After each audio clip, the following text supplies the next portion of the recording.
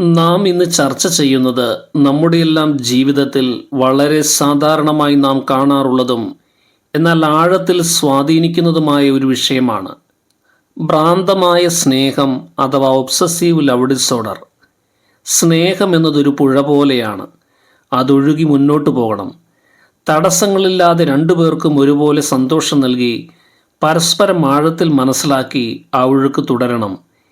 എന്നാൽ ആ പുഴയ്ക്ക് അതിൻ്റെ സ്വാഭാവിക ഒഴുക്ക് നഷ്ടപ്പെട്ട് ഒരു കെട്ടിനിൽക്കുന്ന വെള്ളമായി മാറുമ്പോൾ അത് ദുരന്തങ്ങളിലേക്ക് നയിച്ചേക്കാം. ഭ്രാന്തമായ സ്നേഹം അത്തരത്തിൽ ആരോഗ്യകരമല്ലാത്തൊരവസ്ഥയാണ്.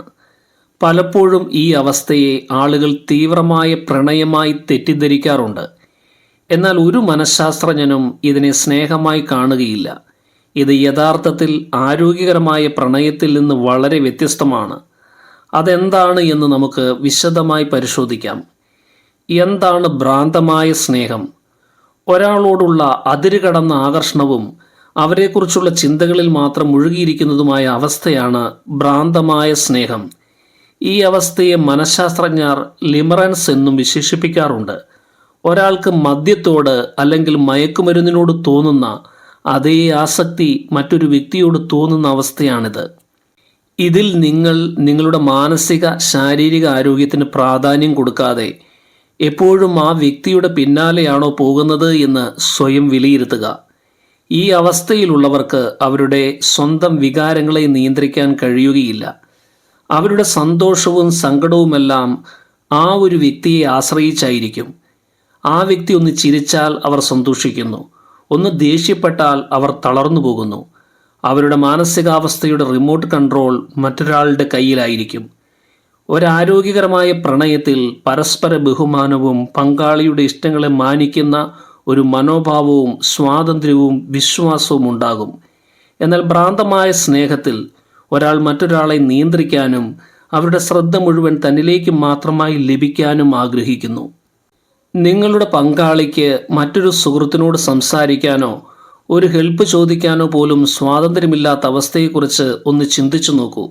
ഇത്തരത്തിൽ ഒരാൾക്ക് മറ്റൊരാളെ തൻ്റെ വരുതിയിലാക്കാൻ കഴിയുമെന്നാണ് ഇവർ വിശ്വസിക്കുന്നത്. എന്നാൽ ഇത് ആ വ്യക്തിയുടെ മാനസികാരോഗ്യത്തെയും അവർ സ്നേഹിക്കുന്ന വ്യക്തിയുടെ സ്വാതന്ത്ര്യത്തെയും ഗുരുതരമായി ബാധിക്കും. ഈ അവസ്ഥയിൽ ഒരാൾ മറ്റൊരാളിൽ തൻ്റെ മാനസിക ശൂന്യത നികത്താൻ ശ്രമിക്കുകയാണ്. അവരുടെ ആത്മാഭിമാനം അത്രയും കുറവായിരിക്കും. ഭ്രാന്തമായ സ്നേഹത്തിൻ്റെ പ്രധാന കാരണങ്ങൾ. ഈ അവസ്ഥയ്ക്ക് പല കാരണങ്ങളുണ്ട്. ഇതൊരു ദിവസം കൊണ്ട് സംഭവിക്കുന്നതല്ല. നമ്മുടെ ഭൂതകാലത്തെ അനുഭവങ്ങളും വ്യക്തിപരമായ അരക്ഷിതാവസ്ഥകളുമാണ് ഇതിലേക്ക് നയിക്കുന്നത്. ഈ അവസ്ഥയെ ആഴത്തിൽ മനസ്സിലാക്കിയാൽ മാത്രമേ ഇതിൽ നിന്ന് പുറത്തു വരുവാൻ സാധിക്കുകയുള്ളൂ. കുട്ടിക്കാലത്ത് വേണ്ടത്ര സ്നേഹവും ശ്രദ്ധയും ലഭിക്കാത്തവർക്ക് ഈ അവസ്ഥ ഉണ്ടാകാൻ സാധ്യതയുണ്ട്. മാതാപിതാക്കളുടെ അവഗണനയോ സ്നേഹരാഹിത്യമോ അല്ലെങ്കിൽ മറ്റു ദുരനുഭവങ്ങളോ നേരിട്ടവർക്ക് മുതിരുമ്പോൾ സ്നേഹത്തിനായി അതിയായി ആഗ്രഹിക്കുകയും കിട്ടുന്ന സ്നേഹം മുറുകെ പിടിക്കുകയും ചെയ്യും. ഇത് ആഴത്തിലുള്ള വൈകാരിക മുറിവുകൾ മൂലമാണ് സംഭവിക്കുന്നത്. അവർക്ക് കിട്ടുന്ന സ്നേഹം ഒരപ്പക്കഷ്ണം പോലെയാണ്. അതിനെ അവർ മുറുകെ പിടിക്കും. നഷ്ടപ്പെടുമോ എന്ന് ഭയപ്പെടും. മനഃശാസ്ത്രപരമായി പറഞ്ഞാൽ കുട്ടിക്കാലത്ത് അരക്ഷിതാവസ്ഥ അനുഭവിച്ചവർക്ക് മുതിരുമ്പോൾ അമിതമായ ആശ്രയത്വം, ആങ്ഷ്യസ് അറ്റാച്ച്മെൻ്റ് എന്ന മാനസികാവസ്ഥ ഉണ്ടാകാം. ഇതവരുടെ മാനസികാരോഗ്യത്തെയും ബന്ധങ്ങളെയും ഗുരുതരമായി ബാധിക്കുന്നു. സ്വന്തം കഴിവുകളിൽ വിശ്വാസമില്ലാത്തവർക്കും ആത്മവിശ്വാസം കുറഞ്ഞവർക്കും ഭ്രാന്തമായ സ്നേഹമുണ്ടാകാനുള്ള സാധ്യത വളരെ കൂടുതലാണ്. ഇവർക്ക് സ്വന്തമായി ഒന്നും ചെയ്യാനുള്ള കഴിവില്ലെന്ന് തോന്നുകയും അതിനാൽ സ്നേഹിക്കുന്ന വ്യക്തിയെ അമിതമായി ആശ്രയിക്കുകയും ചെയ്യുന്നു. താൻ ഒറ്റപ്പെട്ടു പോകുമോ എന്ന ഭയം അവരെ നിരന്തരം അലട്ടുന്നു. ഈ ഭയം കാരണം അവർ പങ്കാളിയെ എപ്പോഴും നിരീക്ഷിക്കുകയും സംശയത്തോടെ പെരുമാറുകയും ചെയ്യുന്നു. സ്വന്തം വ്യക്തിത്വത്തിൽ അവർക്ക് സംശയമുണ്ട്. അതുകൊണ്ടാണ് അവർ മറ്റൊരാളെ സ്വന്തം ജീവിതത്തിൻ്റെ കേന്ദ്രബിന്ദുവാക്കാൻ ശ്രമിക്കുന്നത്. താൻ പങ്കാളിയില്ലാതെ ഒന്നുമല്ല എന്ന ചിന്തയാണ് ഇത്തരക്കാരെ നയിക്കുന്നത്. ഭ്രാന്തമായ സ്നേഹത്തിൻ്റെ ഏറ്റവും വലിയൊരു കാരണം പങ്കാളി ഉപേക്ഷിച്ചു പോകുമോ എന്ന ഭയമാണ്. ഈ ഭയം കാരണം അവർ പങ്കാളിയെ നിയന്ത്രിക്കാനും അവരുടെ ഓരോ നീക്കവും നിരീക്ഷിക്കാനും ശ്രമിക്കുന്നു. ഇതൊരു തരം ശ്വാസം മുട്ടിക്കുന്ന അവസ്ഥയാണ്. ഈ ഭയം ക്രമേണ ബന്ധങ്ങളെ തകർക്കുന്നു. നിങ്ങളുടെ പങ്കാളിയുടെ ഫോൺ മെസ്സേജുകൾ വായിച്ചു നോക്കാനും അവരുടെ സോഷ്യൽ മീഡിയ അക്കൗണ്ടുകൾ പരിശോധിക്കാനും നിങ്ങൾ ശ്രമിക്കുന്നുണ്ട് എങ്കിൽ അതിന് പിന്നിലെ പ്രധാന കാരണം ഈ ഭയമായിരിക്കാം. ഈ ഭയം അവർക്ക് സ്വയം ഉണ്ടാകുന്ന ഒന്നാണ്. ആ ഭയം കാരണം അവർ സ്വന്തം ജീവിതം പങ്കാളിയിൽ മാത്രം ഒതുക്കി മറ്റു ബന്ധങ്ങളില്ലാതാക്കി അവസാനം ഈ ഭയം യാഥാർത്ഥ്യമായി മാറുന്നു. ചില വ്യക്തിത്വ വൈകല്യ മാനസികാവസ്ഥയുള്ളവർക്ക് ഭ്രാന്തമായ സ്നേഹം ഒരു ലക്ഷണമായി കാണാറുണ്ട്. ഉദാഹരണത്തിന് ബോർഡർ ലൈൻ പേഴ്സണാലിറ്റി ഡിസോർഡർ ഉള്ളവർക്ക് അവരുടെ വികാരങ്ങളെ നിയന്ത്രിക്കാൻ പ്രയാസമുണ്ടാകും. ഇത് തീവ്രമായ സ്നേഹത്തിലേക്കും വിദ്വേഷത്തിലേക്കും നയിക്കുന്നു.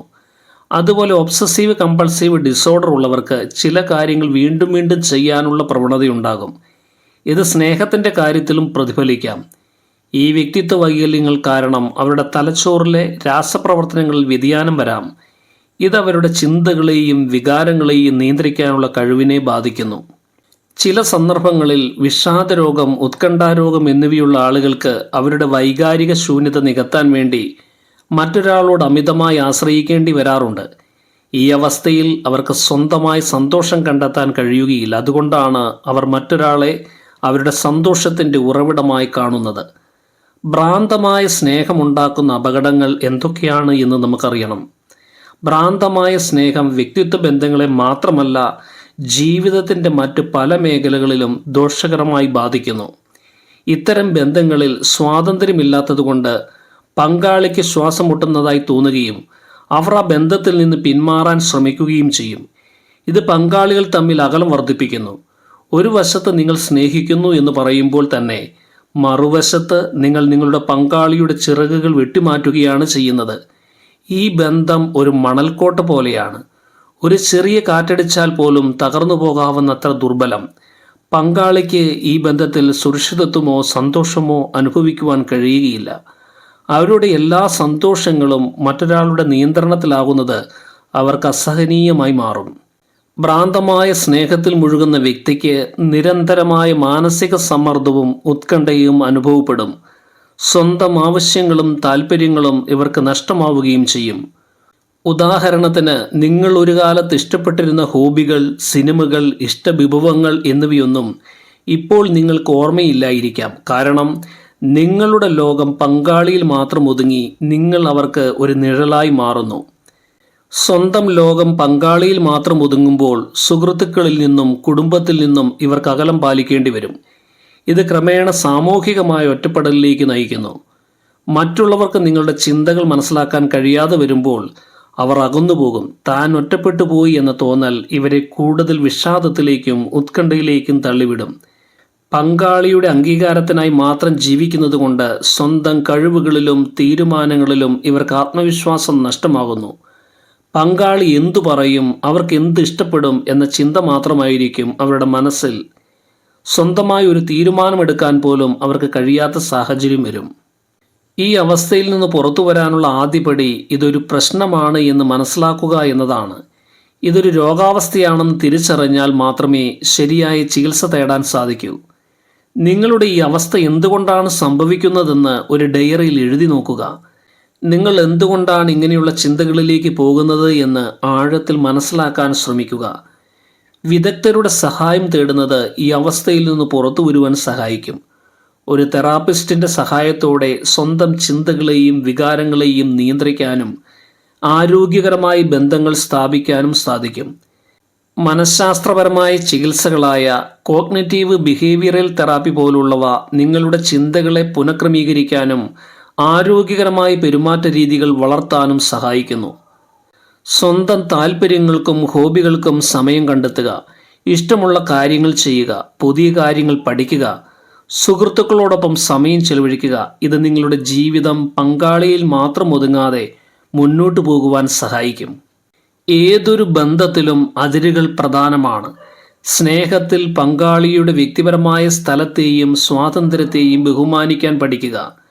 നിങ്ങളുടെ ജീവിതത്തിൽ അവർക്ക് എത്രത്തോളം സ്ഥാനം നൽകണം എന്നതിനെക്കുറിച്ച് ബോധവാന്മാരായിരിക്കുക. പങ്കാളിയെ സംശയിക്കാതെ അവരെ പൂർണ്ണമായി വിശ്വസിക്കാൻ ശ്രമിക്കുക. അതെളുപ്പമല്ലെങ്കിൽ ഒരു കൗൺസിലറുടെ സഹായം തേടുക. ഭ്രാന്തമായ സ്നേഹം ഒരു യഥാർത്ഥ മാനസിക പ്രശ്നമാണ്. ഇത് സ്നേഹമല്ല, മറിച്ച് ഒരു തരം അടിമത്തമാണ്. ഈ അവസ്ഥയിൽ നിന്ന് പുറത്തു വരുവാൻ ശരിയായ ചികിത്സയും പിന്തുണയും ആവശ്യമാണ് എന്നോർക്കുക. യഥാർത്ഥ സ്നേഹം നിങ്ങളെ സ്വതന്ത്രരാക്കും. വില്ലേജ് ലൈറ്റിൻ്റെ ഇന്നത്തെ എപ്പിസോഡ് ഏവർക്കും പ്രയോജനപ്രദമായി തീർന്നു എന്ന് കരുതുന്നു. എല്ലാ സ്നേഹിതർക്കും ഹൃദയം നിറഞ്ഞ നന്ദി.